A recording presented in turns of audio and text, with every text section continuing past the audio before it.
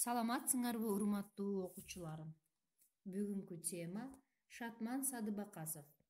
Ак бозат. Эки көшөгөлүү драма. Катышуучулар: Малике, Аяр Карыя, эл өкүлү. Думана, Эрки айымдын атасы. Чарын, Жунгар ханы. Лайлум, Чарындын кызы. Шамур, Мансур, Чарындын кол башчылары. Жортуулчулар, туткундар, ордо кыздары, нөөкөрлөр, желдеттер. Биринчи көшөгө. Караңгы, иттин уулганы, сорнай үнү, жалгыз жылкынын дүбүртү кишененгени, жылаажындын шыңгыраганы алыстан жоголот, муңдуу ыр угулат. Думана таягына өбөктөйт. Думана көрүнөт да, ал драмага шарттуу түрдө киргизилген элестер менен сүйлөшөт. Ал элестердин бири дыйкан, бири уста, бири бешиктеги наристе. Алардын үчөө тең кырчылдашкан кыргындын көз жумган. Аңгыча күңгүрөгөн үн. Кимсиңер? Силер кимсиңер? Дыйкандын үнү. Дыйкан элем. Алыш чаап, аштык айдап жүргөндө өлтүрүштү. Устанын үнү. Колумдан көр төгүлчү. Өзүм соккон кылыч менен башымды алышты. Мен алда качан өлгөм. Кылыч алигиче тирүү, жалаңдап баш кесет. Үн. Башың кана? Сен кимсиң? Ким экенимди өзүм да билбейм. Денем бөлөк көмүлгөн, башым жоголгон. Үн. Курган наристе. Бешиңе таңылган боюнча ачкадан чарчадың. Ажал. Мен ажалмын. Эй адам, сен кайда барсаң мен ошо жакта. Мейли, эмеле дүйнө бүркүрөп коесуңбу? Кырыласыңбы? Баарына макулмун, кайылмын. Кылыч, мылтык менен жасаган жокмун. Кыргынды мен ойлогон жокмун. Эй адамдар, ажалды силер өзүңөр чакырасыңар. Мен бирден жаныңарды алчу элем. Эми санатым жетпей баратат. Эй күндү көзү тунарат. Кимиңердин каныңар? Айдын бети карарат. Кимиңердин жаныңар? Думанам, унчукпайсың да. Үн. Эмнеге унчугайын? Баары чын. Думана. О, жараткан, ыраазымын жыргалыңа, тирүүлүктүн кереги жок эми. Ажал. Сенин керегиң жок. Сен думана болуп жүрө тур. Думана бойдон өлөсүң. Думана. О, көзү жок Кудай. Атым да думана. Жада калса көзүм да думана. О, калыстыгы жок ажал. Ажал. Ырас, ажалдын калыстыгы жок. Ошон үчүн ажал. Адамдар, силерчи? Силер кандайсыңар? Сай ташындай кылымдар өттү. Силер бири-бириңерди аядыңарбы? Калышсыңарбы? Кана, ойлонгулачы. Кана, өткөн кеткенге көз жүгүрткүлөчү. Чарын кирет. Бөйрөгүн таяна сепилге серп салат. Шамур, Мансур жана нөөкөрлөр. Чарын. Боз жорго, туяктуунун баары тулпар эмес, канаттуунун баары шумкар эмес.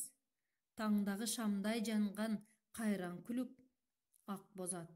Жебенин огу жетпеген, жез тумшук болсо тепсеген. Жебесин сууруп чыккан кайран күлүп.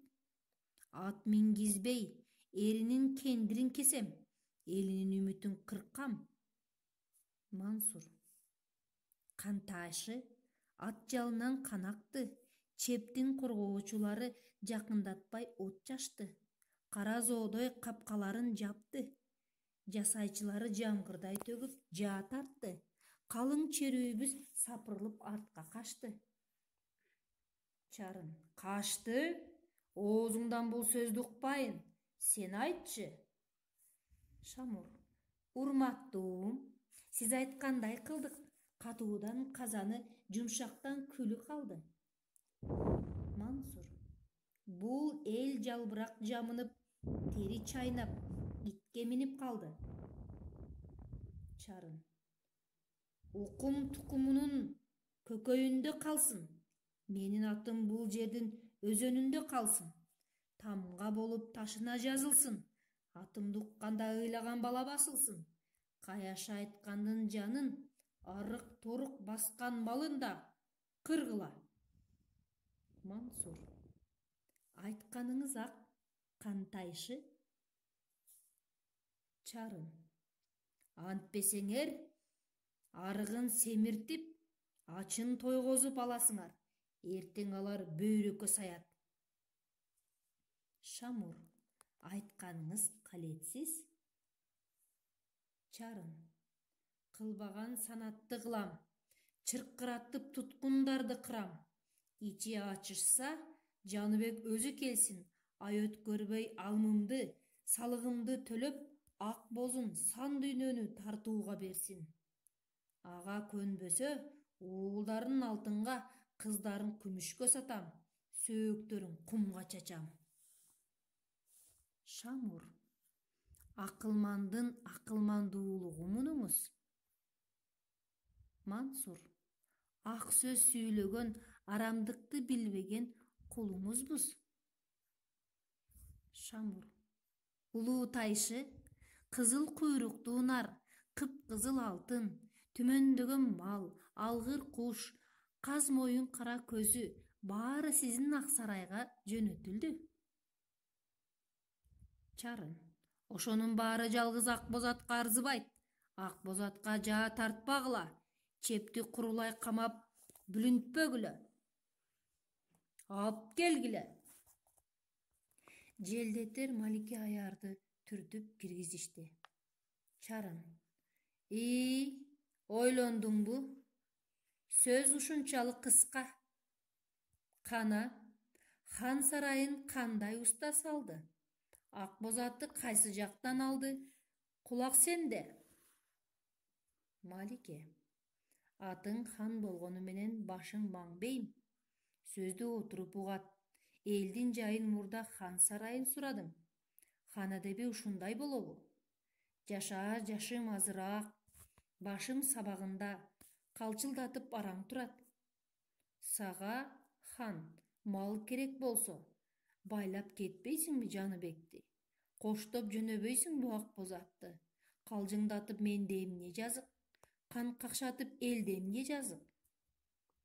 Чарын: какпаш, элимиш, уучума толбойсуң. Малике: ууштап элди ченебейт, кочуштап малды санабайт. Чарын: курч тилиңди курч менен кесейинби? Малике: коңтажы, бычагың курчпу. Иттериңдин багып өлтүргөнүнөн арыстандын чалып өлтүргөнү абзел. Өзүң өлтүр, сенден өлсөм зор эмекмин. Чарын: курч тилиңди курч менен кеспейин. Сага кылыч кандап, сакалыңды коркутканым. Малике: сакалым кестигиңден коркпойт, сакалым убададан коркот. Чарын: убадаңды аткар, Акбозаттын жөнүн айт. Малике: ал асмандан түшкөн жок, анан ченсиз күлүк хандыкы, элдики. Чарын: жик билгизбей бек коюп, чалым жик чыгарбай ташты оюп, чалым бул укмушту ким кылган? Хандын чебин ким курган? Малике: эл курган. Билгендер чың болуп калган. Чарын: далай күндөр камадым, чаба албадым, ой тоону бүт аңтардым, таба албадым. Айтчы, сепилге суу каягынан кирип, каягынан чыгат?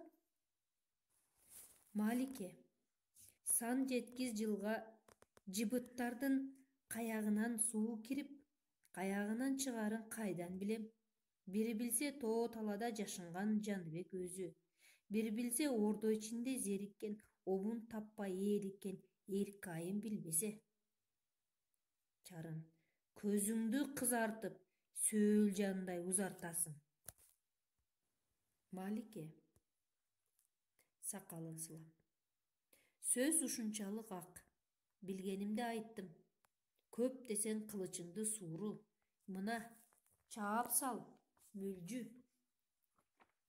Чарын, этеңиңди ок чийбей, башыңа найза тийбей, элиңден этиңе кийген тонуңдан ажырап, кагырап куурап, тиги чачылган сөөктөрүңдү жыйнап көм ыйлап жүрө бер.